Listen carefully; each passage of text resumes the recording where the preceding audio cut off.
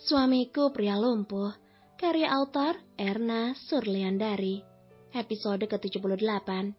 Satu-satunya yang Bagas percaya saat ini. Selamat mendengarkan. Kok Mbak Syifa, Mas? Kamu satu-satunya yang kupercaya. Tapi Syifa nggak ngerti masalah perusahaan. Jangan aneh-aneh lah, nanti malah menimbulkan pro dan kontra di mana-mana. Apalagi kalau ada apa-apa. Memang Syifa nggak ngerti sama sekali. Gue nggak bisa ngomong apa-apa. Di satu sisi, wajar kalau Bagas maunya Syifa karena istrinya.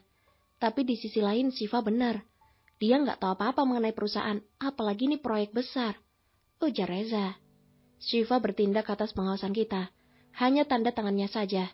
Tapi kita yang bekerja. Balas Bagas dengan melirik ke arah Reza. Mas, tapi... Bagas memotong ucapan Syifa dengan anggukan dan tatapannya. Dan saat itu Syifa akan patuh dan mengerti apa maunya sang suami. Apa yang kamu rencanakan, Mas? Kenapa tak mempercayai siapapun saat ini? Batin Syifa. Oke, gue akan ketik surat kuasanya. Dan setidaknya harus kasih tahu sedikit tentang perkembangan yang lo alami. Karena lo juga harus membubuhkan tanda tangan asli di sana.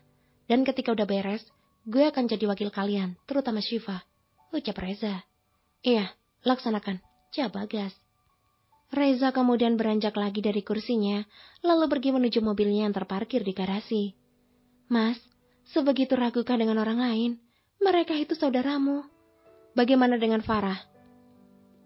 Yang bahkan memalsukan tanda tangan. Mereka saudara yang selama ini dekat denganku. Hanya kamu, Mama dan Papa. Mas Reza? Entah, masih begitu sulit meski sudah berusaha percaya bahwa ia berbeda dengan papanya. Syifa hanya menghela napas untuk kesekian kalinya. Hanya Bagas yang tahu akan apa yang harus ia perbuat untuk keluarga dan perusahaannya. Syifa hanya perlu belajar sedikit tanpa harus memperdalam. Karena bagaimanapun nanti, tetap mereka berdua yang akan bekerja. Syifa mendorong kursi roda, lalu membawa Bagas ke kamar. Ia mulai dengan segala terapi, dari tangan hingga kaki. Keinginan Bagas untuk sembuh semakin tinggi. Maka dari itu, Syifa pun harus semakin bersemangat untuk merawatnya. Maaf, Fa, lagi-lagi merepotkan kamu. Tapi aku janji, setelah aku sembuh, kita akan menjadi suami istri yang sesungguhnya. Memang yang sekarang bagaimana? Tanya Syifa. Aku sadar diri, jika untuk saat ini aku belum dapat memenuhi kewajibanku. Kamu pasti sebenarnya sedih.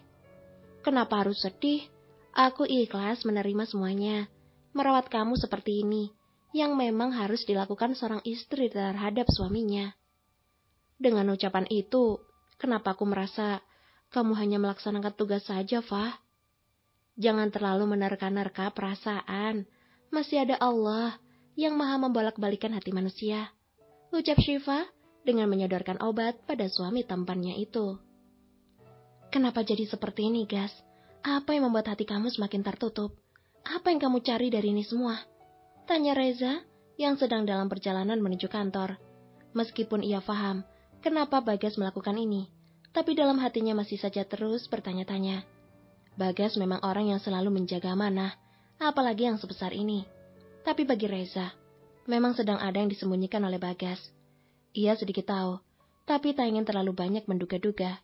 Apalagi ia merasa jika yang dilakukan Bagas itu berhubungan dengan papanya. Reza telah tiba di kantor. Ia disambut oleh semua karyawan di sana dengan begitu ramah.